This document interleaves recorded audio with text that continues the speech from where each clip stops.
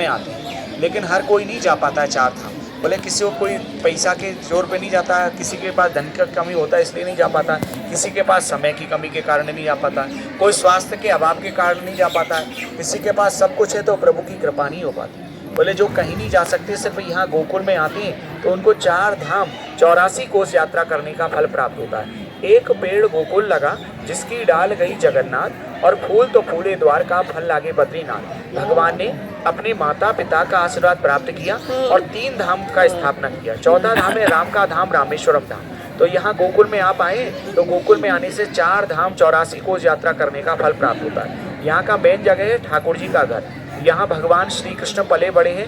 यहाँ कृष्ण के बड़े भाई बलराम जी का जन्म हुआ है। हमारे मथुरा, वृंदावन, नंदगांव, बरसाना 5,500 मंदिर हैं। बोले 5,500 मंदिर तो हैं, भगवान के समय का क्या? बोले 4 चीज़ है। पहला है गोवर्धन पर्वत, जो भगवान श्री कृष्ण ने अपनी तर्जनी उंगली पर इंद्रदेव का घमंड चोर करने के लिए उठाया था। गोवर्धन में पहले भगवान के समय था और आज भी है। दूसरा ब्रज भूमि, मथुरा, वृंदावन, नंदगांव, बरसाना, गोकुल, गोवर्धन, जतिपुरा, रामकुंड, श्यामकुंड, भांडीरवन, पूरा ब्रज धाम पहले भगवान के समय था और आज भी है। तीसरा है यमुना जी, जिन्होंने 60,000 साल ठाकुर जी के चरण छूने के लिए तपस्या किया। चौथा है ठाकुर जी का घर, यहाँ भगवान श्री कृष्ण पले बड़े हैं। यहाँ कृष्ण के बड़े भाई बलराम जी का जन्म हुआ। यहाँ ठाकुर जी के घर में 84 खंबे लगे। 84 खंबे की कोई गिनती करता है तो गिनती में नहीं आते, वहाँ का यही चमत्कार है। गिनती करते कभी 83, कभी 85, कभी 80, कभी 81, 84 गिनती में नहीं आते। नंद भवन में जो 84 खंबे लगे, बोले भगवान के ही समय के, उसमें कोई बदलाव नहीं है। वहीं से भगवान श्री कृष्ण यहाँ गाय चराने के लिए आते। बोले यहाँ गैया चराते चराते बोले भगवान थक जाते, हार जाते, तब यहाँ ठाकुर जी ने रमण किया। हमारे यहाँ रमण का मतलब होता है खेलना, पलटी लगाना, गुलाटी लगाना। यहाँ ठाकुर जी ने रमण किया तो ठाकुर जी का नाम हुआ रमण बिहारी। रेत में रमण किया तो स्थान का नाम रमण रेत हुआ। बोलते जो भक्त रमण रेती में एक बार भी रमण करता है, शरीर के सारे रोग दोष सब यहाँ दूर होते हैं, काया निरोग होता है, निर्मल होता है। यहाँ की ब्रज की रज ने मुक्ति का भी उद्धार किया है कि मुक्ति कहे गोपाल से, मेरी मुक्ति बता, ब्रज की रज उड़ मस्तक लगे तो मुक्ति मुक्त हो जाए। मुक्ति बोलती है प्रभु संसार की मुक्ति करने वाली मैं हूँ, लेकिन प्रभु मेरी मुक्ति कौन करे? तो प्रभु क्या बोलते हैं, यहाँ की ब्रज रज उड़ के जो आप पे लगे, आपके शरीर से लगे, आपके मस्तक से लगे तो आपका भी उद्धार हो जाए। इसलिए हमारे ब्रज के भजनों में बार बार एक भजन रिपीट किया जाता है, राधे तेरे चरणों की, श्यामा तेरे चरणों की, पग धूल जो मिल जाए, और सच कहता हूँ राधे तकदीर सबर जाके। राधा रानी आपके ब्रज चरणों की, ब्रज की रज इतनी पावरफुल है, जो मुक्ति करने वाले की मुक्ति करे, तो वही चरणों की रज में तो हम भी लेट लगाएं, हमारा भी उद्धार करना, हमारे पूर्वजों का, पितरों का भी कल्याण करना।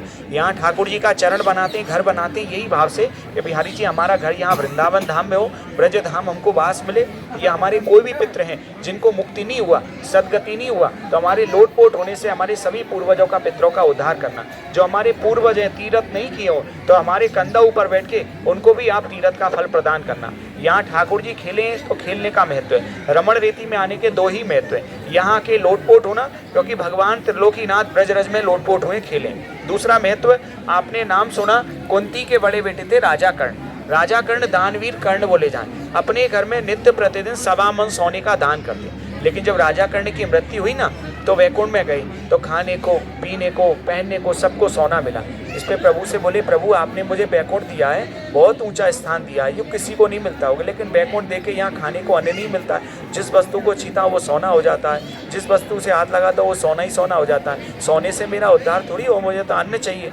तो प्रभु क्या बोले, जैसा करनी वैसा भरनी। आपने जीवन भर सोना, चांदी, हीरा मोती दान किया, अहंकार था, घमंड था, अभिमान था। जब जीवन भर जो दान किया वही आपको प्राप्त होता है। जैसा करनी वैसा भरनी। प्रभु से क्षमा मांगने लगे, प्रभु मेरा मुक्ति करो, मुझे कोई उपाय बताओ। तो प्रभु बोले ठीक है, आप ब्रज में जाइए, ब्रज में तो मुक्ति की मुक्ति हुई है, आपकी मुक्ति वही होगी। आप ब्रज में जाओ और ब्रज में 16 दिन का आपके पास समय है, कुछ भी आप दान करेंगे वो दान का फल आपको लौट के वैकुंठ में प्राप्त होगा।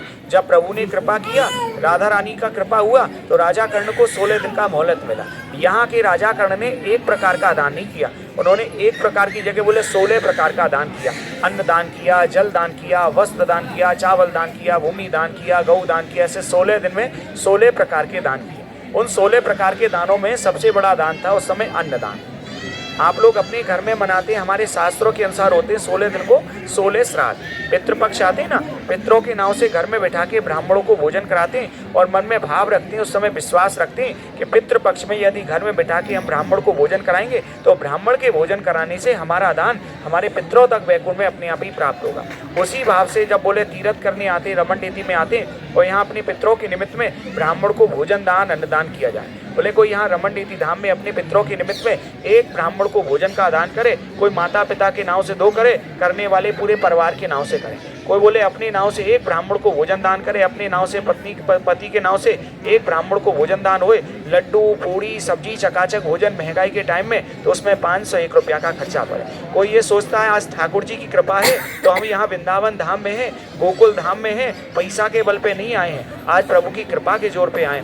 आज तीर्थ कर रहे हैं तो अपने माता पिता के लिए, आज अपने माता पिता साथ नहीं है लेकिन माता पिता के नाव से दान करें तो माता पिता को तीर्थ में आके दान करने जैसा फल हमारे पितरों को, माता पिता को घर बैठे ही प्राप्त होगा। आज अपने माता पिता बेटा बेटी पूरे परिवार के नाव से अखंड ब्राह्मण को भोजन का दान करें तो उसमें 1101 रुपया का खर्चा पड़े।